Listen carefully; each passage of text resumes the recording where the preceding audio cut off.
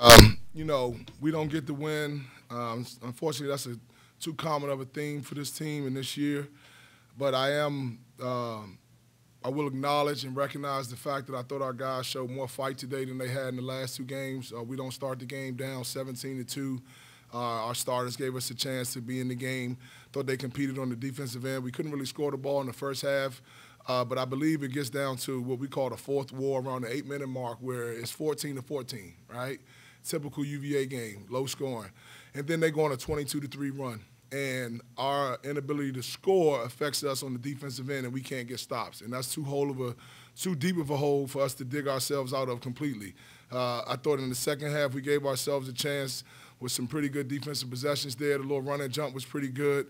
I thought, again, spotty, not consistent enough. Really good teams that are going to win games and give themselves an opportunity to compete for a tournament championship, an NCAA tournament win, and move forward from there. Our teams that are going to be consistent on both ends of the floor, they're going to get stops, they're going to be connected every possession. Offensively, they're going to get the ball in the paint, they're going to run their stuff, and they're going to get quality shots. And at times we did that. We get 44 points in the second half against a really good UVA defense. But again, our inconsistency and inability on the defensive end to finish every possession hurt us. And so that's where I thought the game was lost.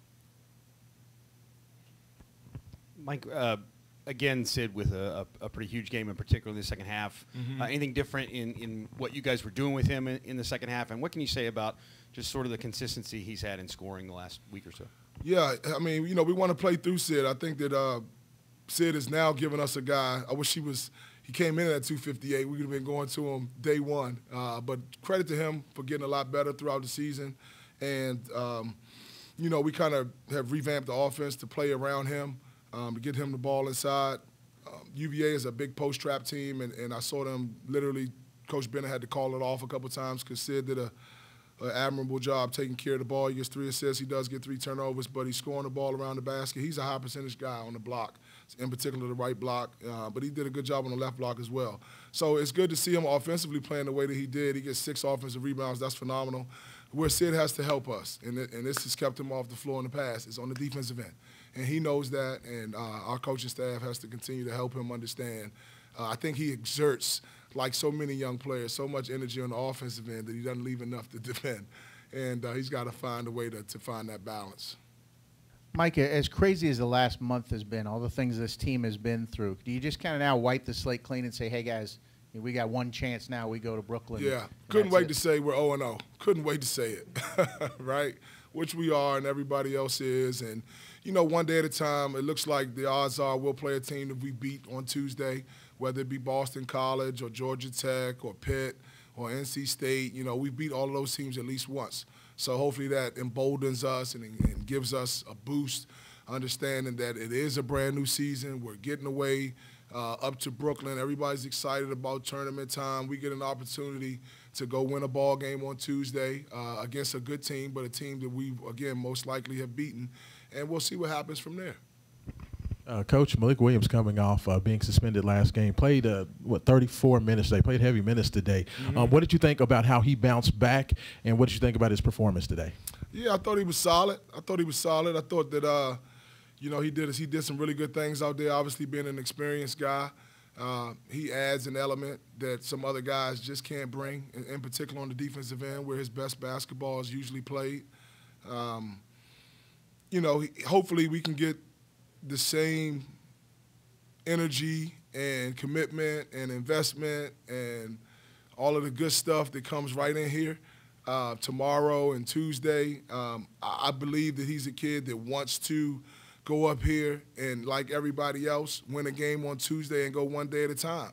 And if Malik is truly committed to that, which I pray and hope that he is, I think that he is, then he'll help us by being on the floor.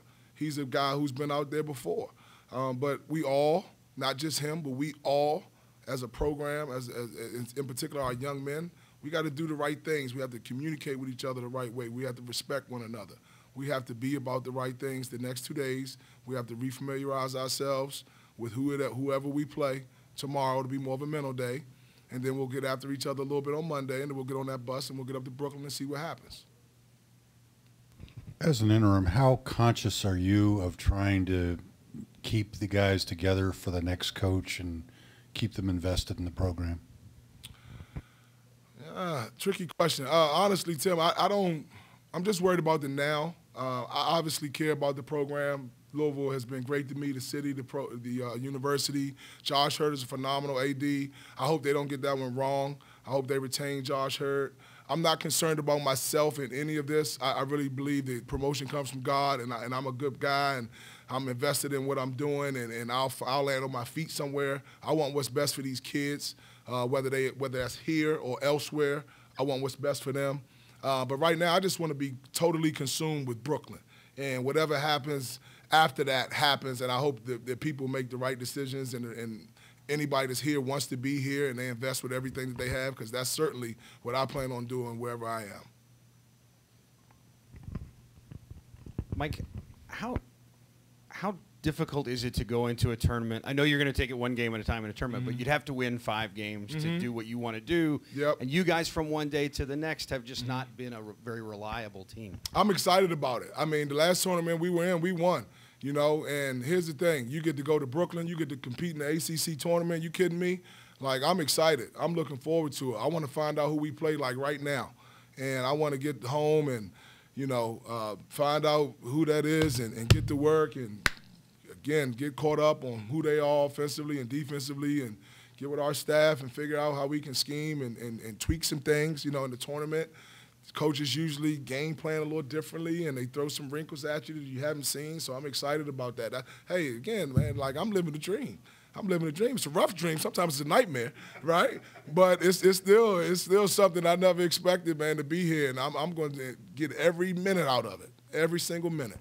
Will you hit that tonight? Like, will you be video tonight once you know, the second you know, or will you dive right in? I'll get a meal, have a bourbon and a cigar, and then I'll get right on that laptop. Mike, you only had 17 in the first half. You only had 43 the last game, and you got 44 in the second half. What did you guys do in the second half, and what from that do you want to see continue as you go to Brooklyn? I thought we moved the ball pretty well. We executed some of our sets. Again, UVA is a really tough team, in particular their ball screen defense. They do a good job of hedging hard, but I thought that our guards made some plays, got the ball to the short roll. We threw the ball inside the SID. We executed a couple set plays that we recently put in, and thought we did some good things. When we did get stops, we were able to run a little bit. You know, we missed a couple transition threes. We could have easily had over 50 points. We had some really good looks that didn't go in. Hopefully those go in Brooklyn. You elaborate a little bit on what you've changed to try to go through Sidney more?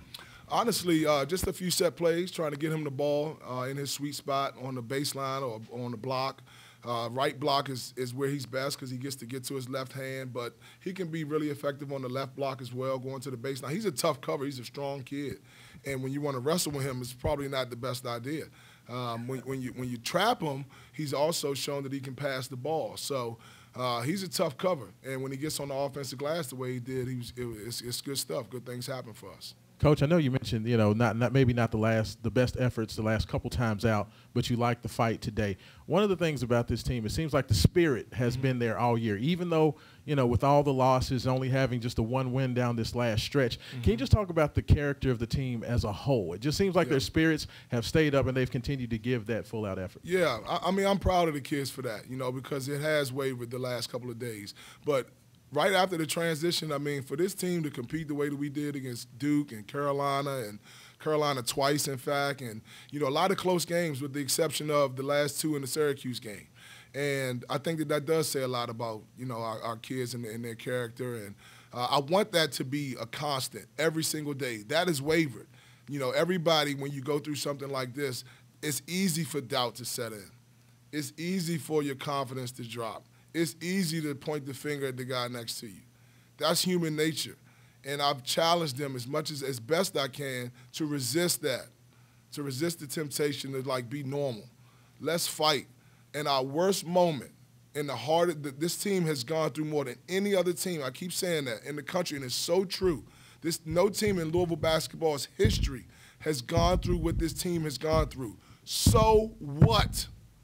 Stand in and fight and compete and be at your best in the worst moments.